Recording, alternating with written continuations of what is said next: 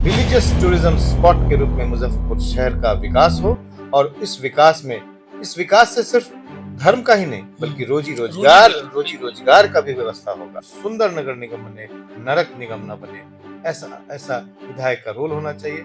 ये संकल्प लेते हैं कि जिला स्कूल और चैपमैन स्कूल को एक नेतरहाट जैसे स्कूल विद्यालय को बनाया जाए और हमारा शहर जो दोबारा शिक्षा की जननी क्षेत्र रही है, शिक्षा का ये जो क्षेत्र रहा है, इसको दोबारा उस गौरवशाली इतिहास तक पहुंचाएगा। आज भी एक बारिश में हमारे नाले का पानी जो हमारे घर में घुस जाता है, उसके लिए कौन लोग जिम्मेदार है? स्मार्ट सिटी में ये जो पिछले 3 साढ़े 3 सालों से लफड़ा चल रहा है, काम तो कम हो रहा है, लफड़ा चल रहा है, भ्रष्टाचार स्मार्ट सिटी के नाम पर चल रहा है, उसका पाई पाई का हिसाब लोगों को देना पड़ेगा। सरकार की बहुत बड़ी फेलियर है कि नगर विधानसभा क्षेत्र, नगरीय क्षेत्र में स्वास्थ्य सेवाएं जो बिल्कुल नदारद है, और ये मुजफ्फरपुर ही नहीं, प्राय सभी जगहों की हालत है। इस शहरी क्षेत्र में मात्र एक सदर अस्पताल है जिसमें सिर्फ 3 से 5 बेड इमरजेंसी का है और 30 से 40 बेड जो है वो जनरल मरीजों का है। कुल मिला के 100 से कम बेड जो है सदर अस्पताल में है। इस बात का अंदाजा लगा सकते हैं कि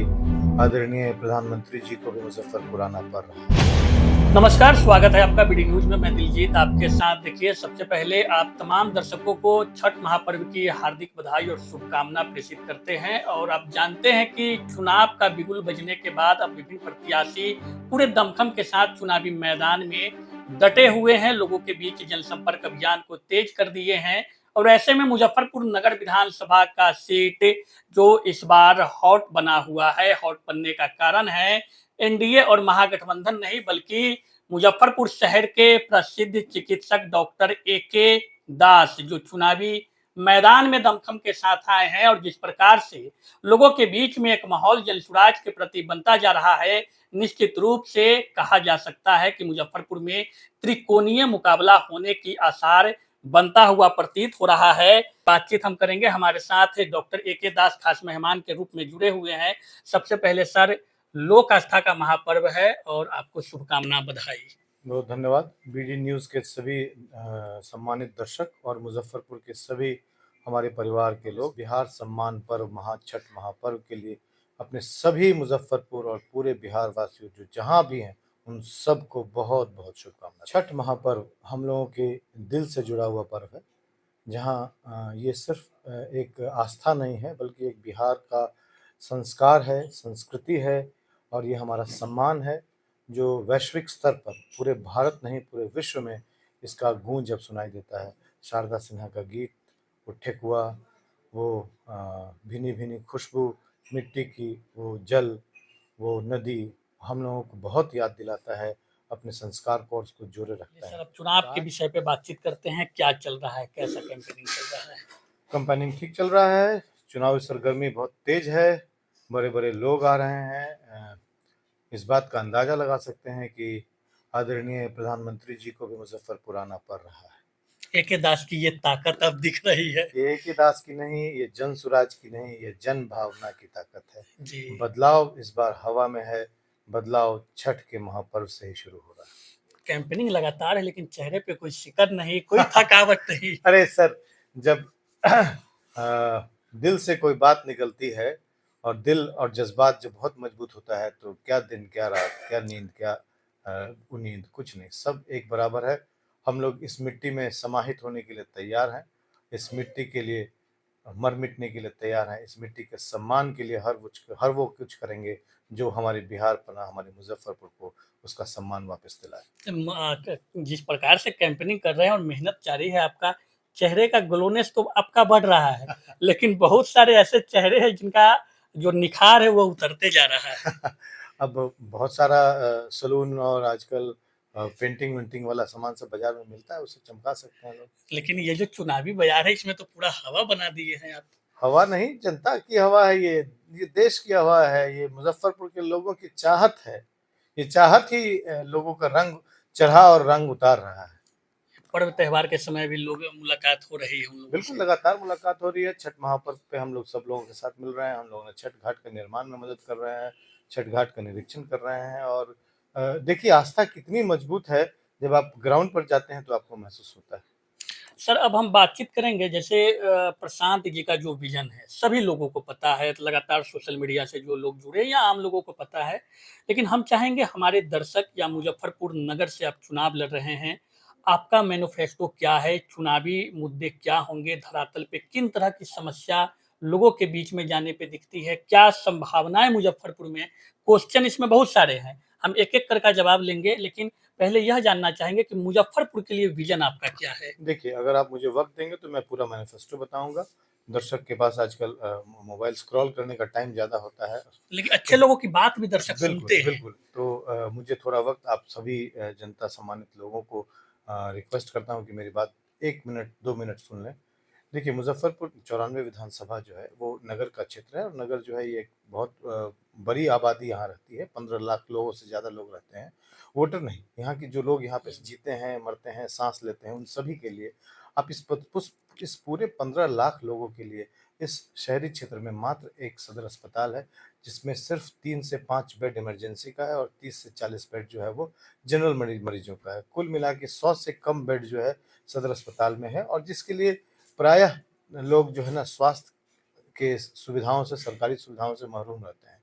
तो ये बहुत बड़ा समस्या है जो लोगों को शायद समझ में नहीं आती, चूँकि उनके पास प्राइवेट डॉक्टर्स या अन्य चिकित्सक अस्पताल उपलब्ध हैं, इसमें चले जाते हैं। तो ये सरकार की बहुत बड़ी फेलियर है कि नगर विधानसभा क्षेत्र में, नगरीय क्षेत्र में स्वास्थ्य सेवाएँ जो है बिल्कुल नदारद है और ये मुज़फ़्फ़रपुर ही नहीं, प्रायः सभी जगहों की जी। हालत ये है। तो हमारा सबसे बड़ा अगर एक मुद्दा अगर आप हमसे माँगेंगे तो मैं यही कहूँगा कि मुज़फ़्फ़रपुर के लोगों को स्वास्थ्य सुविधाएँ सरकारी तौर पर गरीब लोगों के लिए, जो मजबूर लोग हैं, रात-बेरात जो बीमार पड़ जाते हैं, उनके लिए कम से कम 24 घंटे इमरजेंसी फैसिलिटी ऑफ हेल्थ, मतलब अस्पताल 24 घंटे उनके क्षेत्र में, उनके मोहल्ले के आस-पास उनको उनको मिले, ये मैं मेरा मेरा पहला मैनिफेस्टो है।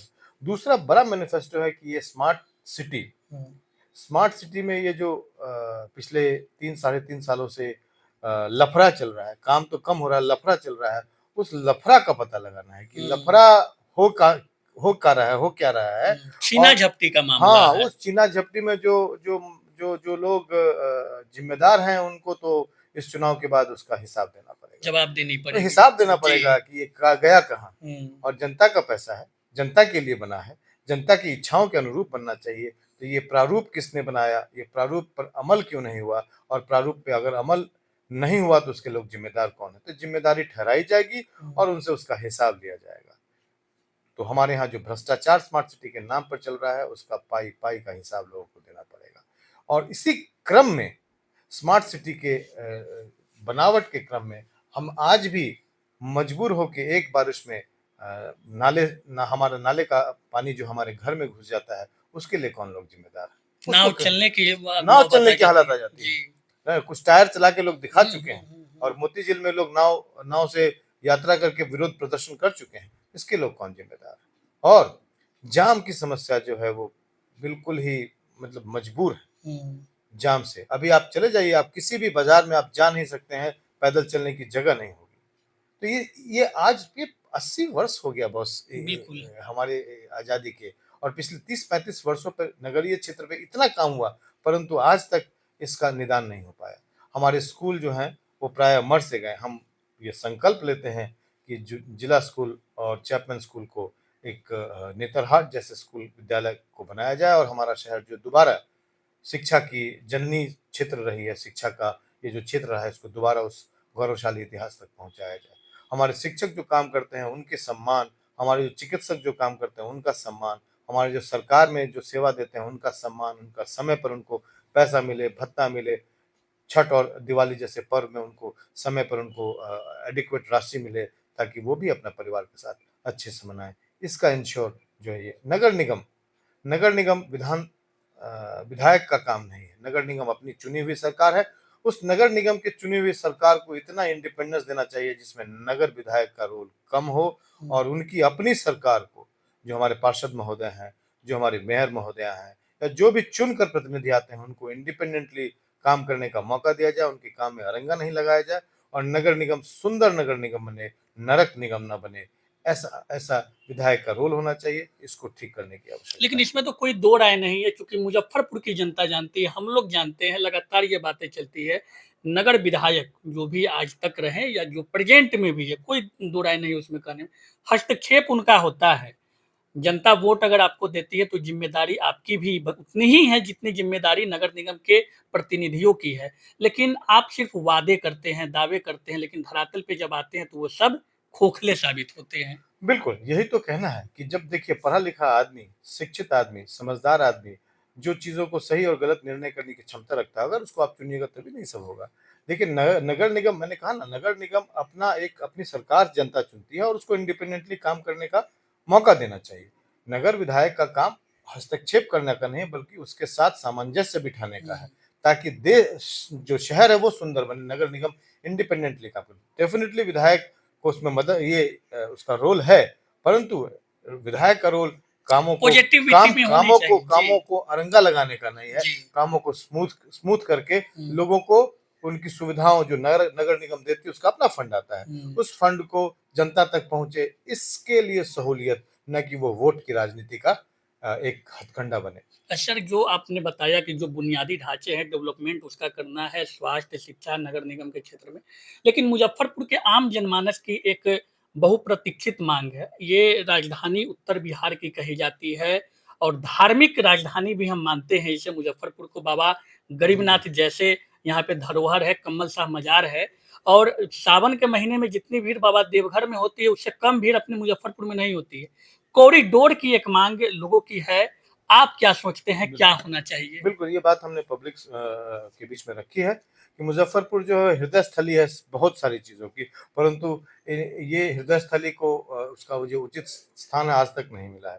आप बुद्ध सर्किट देखेंगे ना, तो बुद्ध सर्किट बोध गया से शुरू होकर लुम्बिनी नेपाल तक जाती है और उसके लिए मालदीव से, श्रीलंका से, थाईलैंड से, काफ़ी सारे जगह से इंटरनेशनल टूरिस्ट आते हैं और वो वैशाली होकर आपके केसरिया स्तूप पे दर्शन करके लुम्बिनी जाते हैं।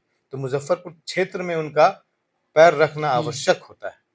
तो सर्किट गुजर रही है मुजफ्फरपुर से। नंबर 1 रामायण सर्किट अयोध्या से शुरू होकर पुनौरा धाम तक जाएगी। सीता के चरण तभी पखार पाएंगे जब आपके चरण मुजफ्फरपुर में लगे। तो भाई मुजफ्फरपुर को क्यों मरहूम रखते हो? इस दो बड़े सर्किट में आप टूरिज्म का एक स्पॉट, मेरा ये मांग है कि साहू पोखर या कोई ऐसा पोखर जहाँ पे हम जल उठाकर चरण माता सीता के रूप में अर्पित करें, वैसा एक टूरिस्ट स्पॉट यहाँ डेवलप किया जाए। बाबा गरीबनाथ उस सर्किट में हो, शिवधाम के सर्किट में बाबा गरीबनाथ हो, तब तो लगेगा कि ये मुजफ्फरपुर कोई भारत में कोई एक शहर भी है। लगेगा कि नहीं लगेगा? तो इन बड़े धार्मिक सर्किट में मुजफ्फरपुर के रास्ते से लोग गुजर रहे हैं, पर मुजफ्फरपुर का कहीं नाम नहीं है, हाशिए पर है। इसलिए रिलीजियस टूरिज्म स्पॉट के रूप में मुजफ्फरपुर शहर का विकास हो और इस विकास से सिर्फ धर्म का ही नहीं, बल्कि रोजी रोजगार का भी व्यवस्था होगा और इज्जत और सम्मान भी आएगा। दाता कम्बल शाह मजार मुसलमान भाइयों के लिए एक महत्वपूर्ण जगह है। वो आज भी बहुत निम्न स्तरीय व्यवस्था में काम कर रहा है। तो उस स्थान को उसकी उचित जगह मिले, मुसलमान भाइयों के का इज्जत और सम्मान वहां तक रहे, ये हमारा डिमांड है। हमारा ये भी डिमांड है कि टूरिज्म स्पॉट के लिए हमको वैशाली के साथ मुजफ्फरपुर को एक बड़ा टूरिज्म जिला बनाया जाए, ताकि यहाँ पे डेवलपमेंट जो है वो रिलीजियस के साथ साथ सेंटिमेंटल वैल्यूज भी इसका बना रहे। चलिए, डॉक्टर ए.के. दास को आप सुन रहे थे। मुजफ्फरपुर को लेकर जिस प्रकार से इनका विजन है और विजन के अनुरूप जिस प्रकार यह चुनावी मैदान में लगे हुए हैं, जनसंपर्क अभियान तेज है, लोगों के बीच लगातार पहुंच रहे हैं। लोग जो है जिस प्रकार इन पे विश्वास जता रहे हैं और अपार प्यार स्नेह समर्थन, क्योंकि सोशल मीडिया का जमाना है तो आप देख सकते हैं कि सोशल मीडिया हैंडल से लगातार पोस्ट होती रहती है और ऐसे में डॉक्टर ए.के. दास के आने से निश्चित रूप से नगर की जो राजनीति है उसमें एक अलग करवट आई है। नगर की राजनीति ने अलग करवट ली है और निश्चित रूप से 6 नवंबर को मतदान होना है। जनता का मूड क्या होगा, हालांकि अपने पक्ष में लोगों को करने के लिए लगातार ए.के. दास, इनकी धर्मपत्नी और इनकी पूरी टीम मजबूती के साथ लोगों के बीच लगे हुए हैं। बातचीत कैसी लगी है, डॉक्टर साहब का विजन कैसा लगा है, कमेंट में प्रतिक्रिया देकर जरूर बताइएगा। बने रहे बीडी न्यूज के साथ, तब तक दीजिए इजाजत, नमस्कार। शादी का फर्नीचर सेट 34,500 से स्टार्ट। AFZ फर्नीचर के ऑफिशियल यूट्यूब चैनल पर विजिट करिए विशेष जानकारी के लिए और परचेज करिए बिहार के सबसे बड़े शोरूम से।